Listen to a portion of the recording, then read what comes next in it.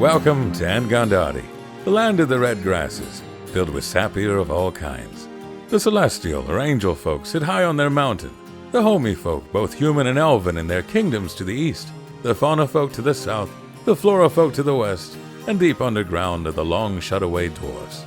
Our story begins, as all great adventures do, by waking up in the back of a cart. Mortimer Rafflesworth Everwin Smythe, a rogue bard who puts the con in confidence man. Sigmar Iceblood, an Aasimar warrior and archer, self-exiled from his home because he refused to marry a woman he didn't love. Dabarella Yeatster, a tabaxi fighter who uses her great strength to squash monsters into jelly and pound dough for baking bread to spread said jelly on. And Grindabin, a Dakari of the mushroom variety. If one man's trash is another man's treasure, then Grindabin would be there to pick up all the junk that was left over. Our four adventurers were all jailed and imprisoned by the Viscountess January Farfell.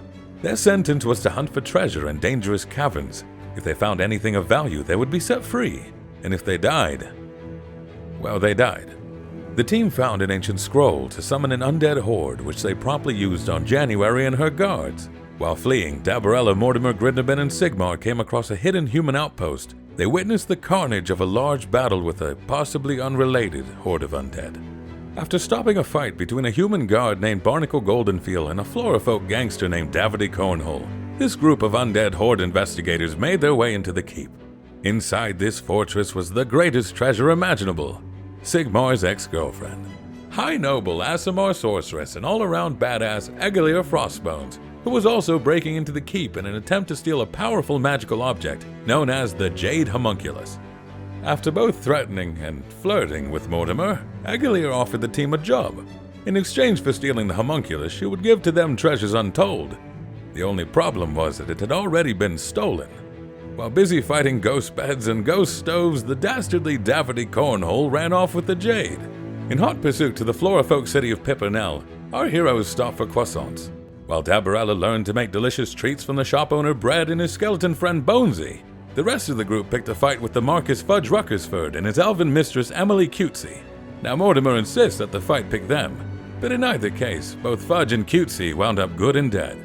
After our heroes buried the slain nobles in the woods, they set off for Pippernell. They had a little trouble crossing a river, made a new business partner, escaped from monsters, and connived their way into a thieves' den. But now it's time to get serious.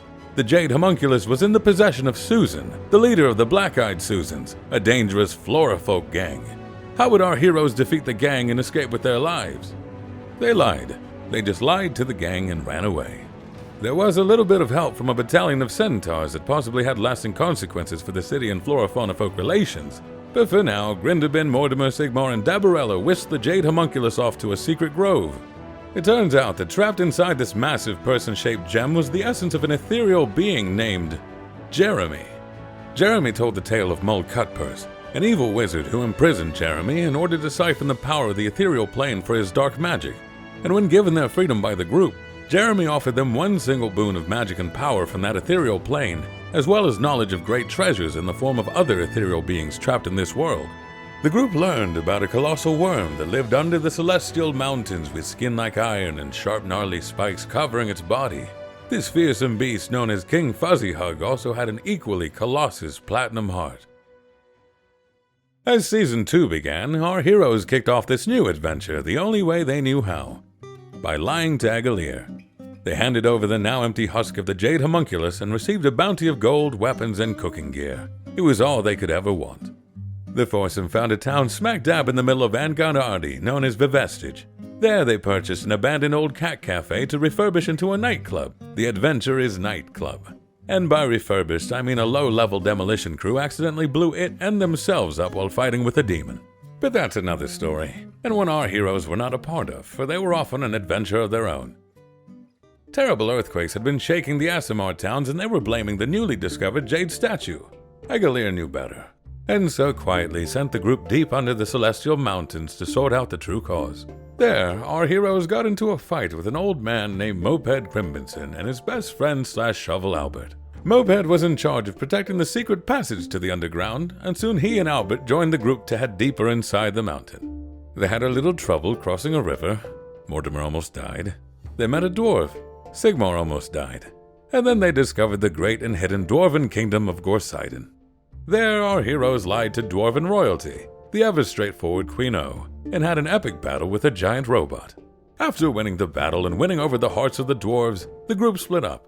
Mortimer and Dabarella fell down a hole, Sigmar and Dwarf Mind Master Popper's glowstick fell down an even bigger hole, and Grindelben went shopping.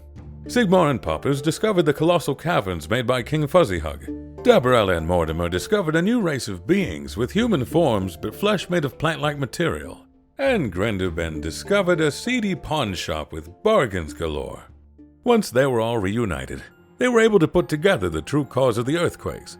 Celia Sporefold, an ancient Florafolk queen, was working together with the evil wizard Mole Cutpurse to create a new and obedient race of plant people. They also built a giant reverberating pipe in order to awaken and enrage King Fuzzyhug into destroying the surface world so that plants could be the dominant species.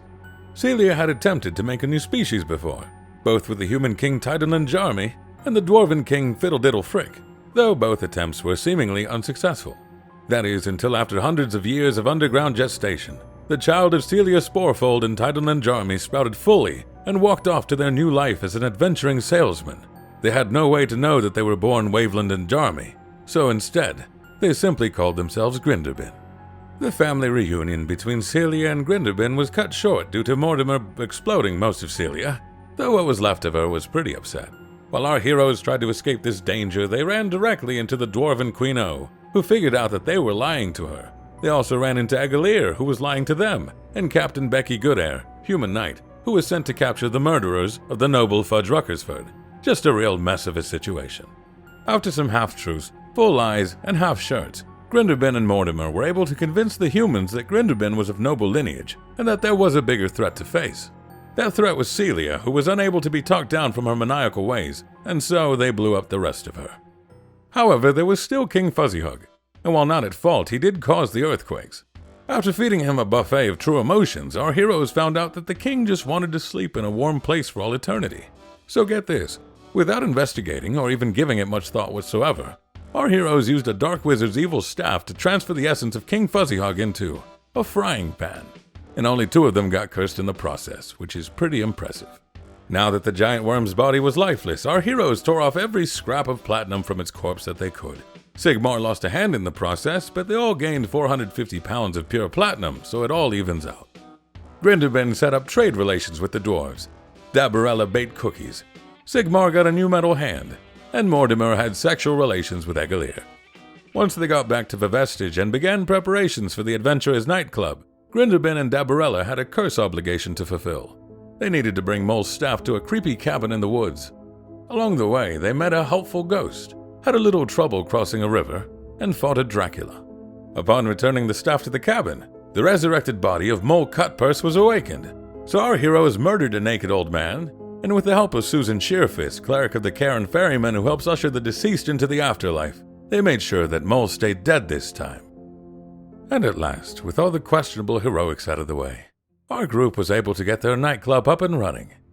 It was then that a visitor came, an old human knight. Sir Montgomery Pikeworth had a simple request for our group of heroes. Steal a magical and precious gem from one of the most powerful and beloved rulers in the history of the world. He asked them to steal a necklace from Queen Beyoncé during the Moonlight Ball.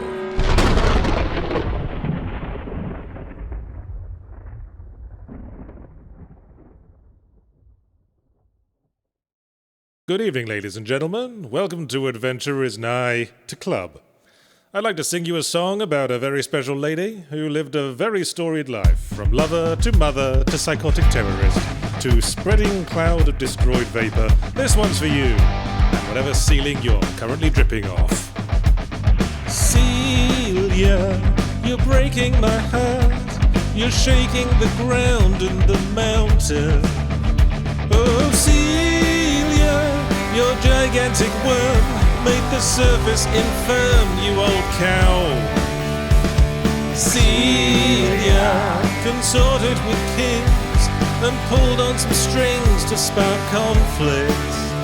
Oh, Celia, then things got worse when Mad Mole Cutpurse you bewitched. You old bitch. Hey, that's a mean word!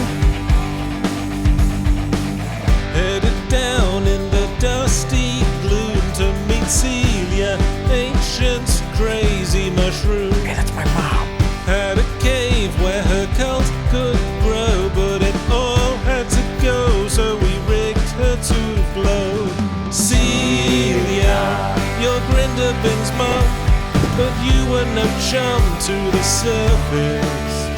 Oh, Celia, thought you had it made, until my grenade spelled your doom. You went boom. Yes, this one's for you, Celia. You might have been a giant, insane fungus who wanted to destroy the surface world and everybody in it, but all the same, there was a determination there that one can't help but admire. Who knows, if the dice had fallen differently, maybe we wouldn't have had to atomize you to death.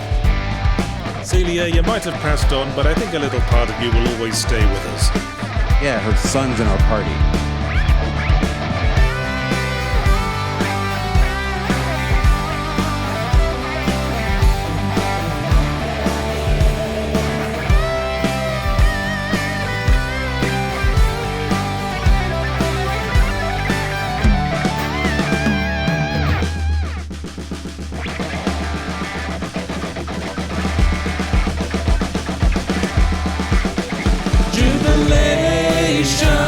We worked as a team and ended her dream of destruction. Detonation. She was Cutpurse's muse till we lit the fuse and kablam. Now she's jammed.